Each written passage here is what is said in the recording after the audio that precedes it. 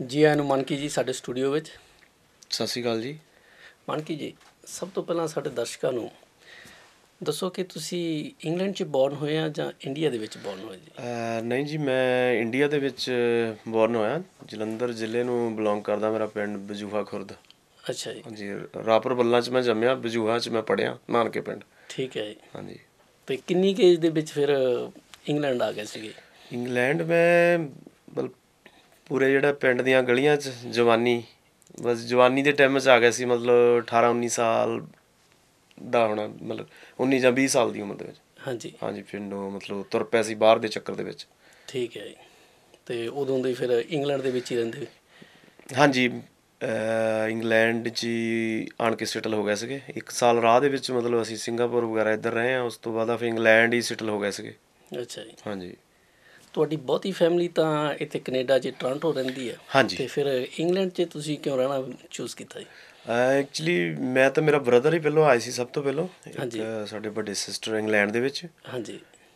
ਮੇਰੀ ਫਿਰ ਇੰਗਲੈਂਡ ਦੇ ਵਿੱਚ ਮੈਰਿਜ ਹੋ ਗਈ ਸੀਗੀ, ਅੱਛਾ ਜੀ। ਕਿਉਂਕਿ ਮੇਰੀ ਵਾਈਫ ਅਤੇ ਮੈਂ ਫਿਰ ਇੰਗਲੈਂਡ ਦੇ ਵਿੱਚ ਹੀ ਸੈਟਲ ਸੀਗੇ। ਅਤੇ ਜਿਹੜੀ ਮੇਰੀ ਬਾਕੀ ਫੈਮਿਲੀ ਸੀ ਸਾਰੀ, ਉਹ ਸਿਸਟਰ ਨੇ ਅਤੇ ਬ੍ਰਦਰ ਸੀਗੇ ਇੱਥੇ ਕੈਨੇਡਾ, ਉਹ ਨਹੀਂ ਅਪਲਾਈ ਕਰਕੇ। ਉਹ ਸਾਰੇ ਇਸ ਵੇਲੇ ਟੋਰਾਂਟੋ ਆ। ਠੀਕ ਹੈ ਜੀ। ਸੋ ਉੱਦਾਂ ਆਉਣਾ ਜਾਣਾ ਚੱਲਦਾ ਰਹਿੰਦਾ। ਹਾਂਜੀ। ਅਤੇ ਬਾਕੀ ਸਪੈਸ਼ਲੀ ਮੈਂ ਇੰਨਾ ਕੁ ਟਾਈਮ ਇੰਗਲੈਂਡ ਰਹਿੰਦਾ ਜਿੰਨਾ ਕੁ ਓਨਾ ਕੁ ਇੱਥੇ ਰਹੀਦਾ। ਠੀਕ ਹੈ ਜੀ। ਤੁਸੀਂ ਇੱਥੇ ਵੀ ਆਉਂਦੇ ਰਹਿੰਦੇ ਅਤੇ ਇੰਗਲੈਂਡ ਵੀ। ਤੁਹਾਨੂੰ ਇੱਥੇ ਦੇ ਮਾਹੌਲ ਬਾਰੇ, ਜਿੱਦਾਂ ਗਾਇਕੀ ਦੇ ਕਲਚਰ ਬਾਰੇ ਅਤੇ ਉੱਥੇ ਦੀ ਗਾਇਕੀ ਕਲਚਰ ਬਾਰੇ ਕੀ ਤੁਹਾਨੂੰ ਫ਼ਰਕ ਲੱਗਦਾ ਜੀ?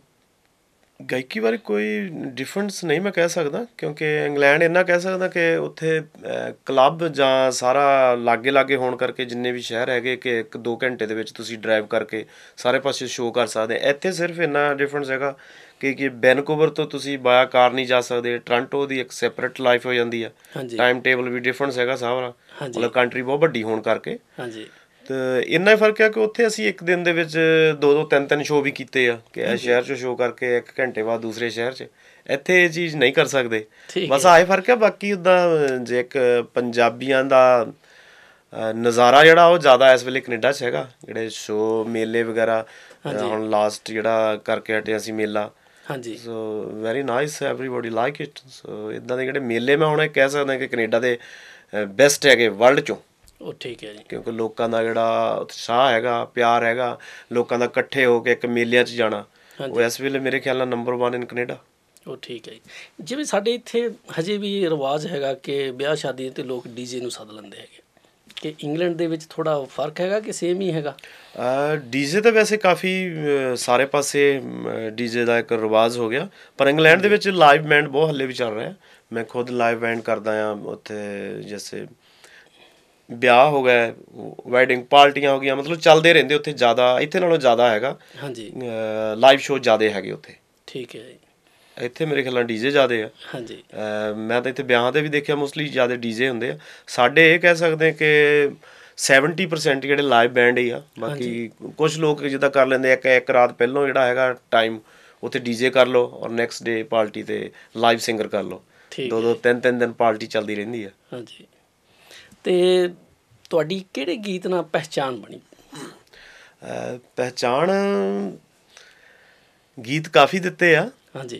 ਤੁਹਾਡੇ ਬਹੁਤ ਮਸ਼ਹੂਰ ਹਾਂ, ਗੀਤ ਬਿਲਕੁਲ ਹੈਗੇ ਆ। ਬਿਲਕੁਲ। ਪਹਿਲਾਂ ਇੱਕ ਜਿਹੜਾ ਪੰਜਾਬੀਆਂ ਤੋਂ ਪਿਆਰ ਮਿਲਿਆ ਸੀ ਉਹ ਸੀਗਾ ਇਹ ਤਾਂ ਲੱਗਦਾ ਹੈ ਵਿਰਸਾ ਪੰਜਾਬ ਦਾ। ਹਾਂਜੀ ਉਹ ਗੀਤ ਬਹੁਤ ਸਾਡੇ ਬਜ਼ੁਰਗਾਂ ਨੇ ਜਿਹੜੇ ਕਹਿ ਸਕਦੇ ਪੰਜਾਬ ਦੇ ਨਾਲ ਜੁੜੇ ਹੋਏ, ਕਲਚਰ ਹਾਂਜੀ ਦੇ ਨਾਲ ਜੁੜੇ, ਉਹ ਗੀਤ ਸੀਗਾ, ਉਹ ਹਾਂਜੀ ਲਾਈਕ ਕੀਤਾ। ਉਸ ਤੋਂ ਬਾਅਦ ਜਿਹੜੇ ਯੰਗ ਯੂਥ ਹੈਗੇ ਆ, ਉਹ ਮੇਰਾ ਇੱਕ ਹੋਰ ਗਲਾਸੀ ਜਿਹੜਾ ਕਲੱਬਾਂ ਦੇ ਵਿੱਚ ਕਾਫੀ ਹਿੱਟ ਹੋਇਆ ਸੀ, ਉਹ ਇੰਗਲਿਸ਼ ਬੀਟ ਸੀਗੀ। ਹਾਂਜੀ ਉਸ ਤੋਂ ਇਲਾਵਾ ਜਿਹੜੀ ਮੇਨ ਅੱਜ ਜ਼ਿਆਦਾ ਪਿਆਰ ਮਿਲ ਰਿਹਾ ਉਹ ਪੈਸਾ ਪੈਸਾ ਗੀਤ, ਕਿਉਂਕਿ ਉਹਦਾ ਰੀਜ਼ਨ ਇਹ ਸੀ ਕਿ ਪਹਿਲਾਂ ਇਹ ਪੰਜਾਬੀ 'ਚ ਅਸੀਂ ਬਣਾਇਆ ਸੀਗਾ ਗੀਤ। ਹਾਂਜੀ ਉਸ ਤੋਂ ਬਾਅਦ ਆ ਹੁਣ ਥੈਂਕਸ ਫੋਰ ਅਕਸ਼ੇ ਕੁਮਾਰ ਜੀ ਜਿਹਨੀ ਸਾਡੇ, ਉਹ ਖੁਦ ਵੀ ਪੰਜਾਬੀ ਨੇ, ਉਹਨੇ ਬਹੁਤ ਪੰਜਾਬੀਆਂ ਦੀ ਸਪੋਰਟ ਕੀਤੀ ਆ।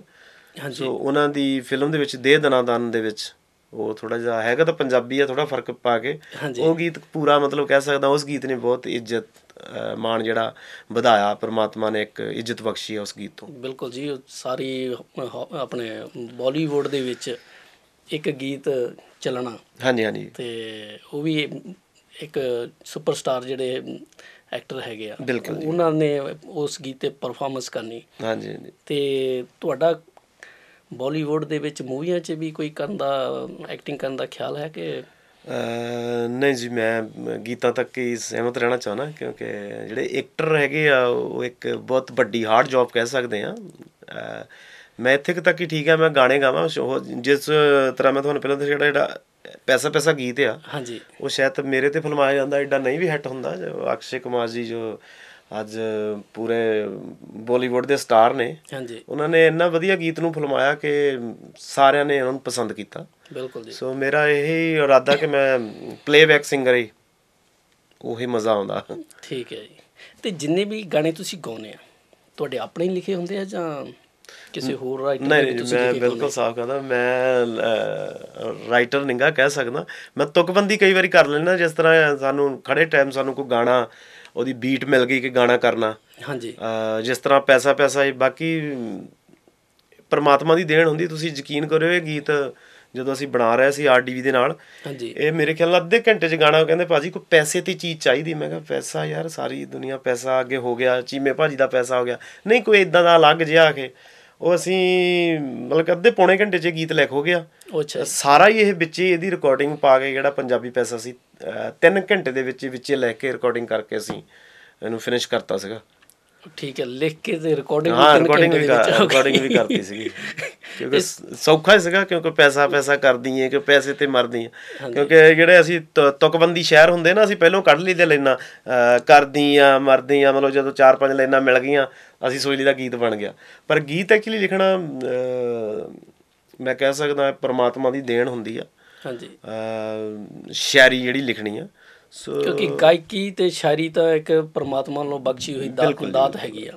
ਅਤੇ ਗਾਇਕ ਜਿਹੜੇ ਹੈਗੇ ਆ, ਉਹ ਤਾਂ ਜੰਮਦੇ ਹੀ ਜਿੱਦਾਂ ਕਹਿੰਦੇ ਮਾਂ ਦੇ ਪੇਟੋਂ ਹੀ ਸਿੰਗਰ ਜੰਮਦੇ ਹੈਗੇ ਆ। ਬਿਲਕੁਲ ਜੀ। ਬਾਕੀ ਵਾਹਿਗੁਰੂ ਦੀ ਮਿਹਰ ਹੁੰਦੀ ਆ, ਇਹ ਹਾਂਜੀ, ਕੋਈ ਜ਼ਬਰਦਸਤੀ ਨਹੀਂ ਅਸੀਂ ਕਹਿ ਸਕਦੇ ਕਿ ਅਸੀਂ ਆ ਬੱਚਾ ਇਹਨੂੰ ਅਸੀਂ ਗਾਇਕੀ ਸਿਖਾ ਦੇਣੀ ਜਾਂ ਇੰਜੀਨੀਅਰ ਬਣਾ ਦੇਣਾ। ਇਹ ਪਰਮਾਤਮਾ ਬਖਸ਼ਿਸ਼ ਕਰਦਾ ਕਿ ਉਹਨੂੰ ਕਿਹੋ ਜਿਹਾ ਮੈਂ ਟੈਲੈਂਟ ਦੇਣਾ ਹੈਗਾ। ਸੋ ਮੈਂ ਵੀ ਇਹ ਸਮਝਦਾ ਸ਼ਾਇਦ ਪਰਮਾਤਮਾ ਨੇ, ਕਿਉਂਕਿ ਮੇਰੇ ਘਰ ਦੇ ਵਿੱਚ ਇਹੋ ਜਿਹਾ ਕੋਈ ਮਾਹੌਲ ਨਹੀਂ ਸੀ, ਫੈਮਿਲੀ ਦੇ ਵਿੱਚੋਂ ਕੋਈ ਗਾਉਣ ਵਜਾਉਣ ਦਾ ਕੋਈ ਵੀ, ਮਤਲਬ ਕਿ ਅਸੀਂ ਜੱਟ ਫੈਮਿਲੀ ਨੂੰ ਬਿਲੋਂਗ ਕਰਦੇ ਹਾਂ। ਉਹੀ ਮੱਝਾਂ ਗਾਵਾਂ ਪੱਠੇ ਪਾਉਣੇ, ਕੋਈ ਇਹੋ ਜਿਹਾ ਨਹੀਂ ਸੀ। ਪਰ ਫਿਰ ਵੀ ਇੱਕ ਅੰਦਰ ਇੱਕ ਪਰਮਾਤਮਾ ਵੱਲੋਂ ਬਖਸ਼ਿਸ਼ ਸੀਗੀ, ਹਾਂਜੀ, ਕਿ ਉਹ ਜਿਹੜਾ ਅੰਦਰ ਇੱਕ ਚੀਜ਼ ਸੀਗੀ ਉਹਨੂੰ ਮੈਂ ਛੁਪਾ ਨਹੀਂ ਸੀ ਹੁੰਦਾ। ਕਦੀ ਮੱਝਾਂ ਵਾਲੇ ਕਮਰੇ ਜਾ ਕੇ ਆਪਣੀਆਂ ਹੇਕਾਂ ਲਾਉਣੀਆਂ, ਕਦੀ ਲੁੱਕ ਕੇ, ਹਾਂਜੀ, ਉਹ ਹੌਲੀ ਹੌਲੀ ਯਾਰ ਹੁੰਦਾ ਹੁੰਦਾ ਅੱਜ ਤੱਕ ਯਾਰੀ ਆ ਸਫ਼ਰ। ਠੀਕ ਹੈ ਜੀ।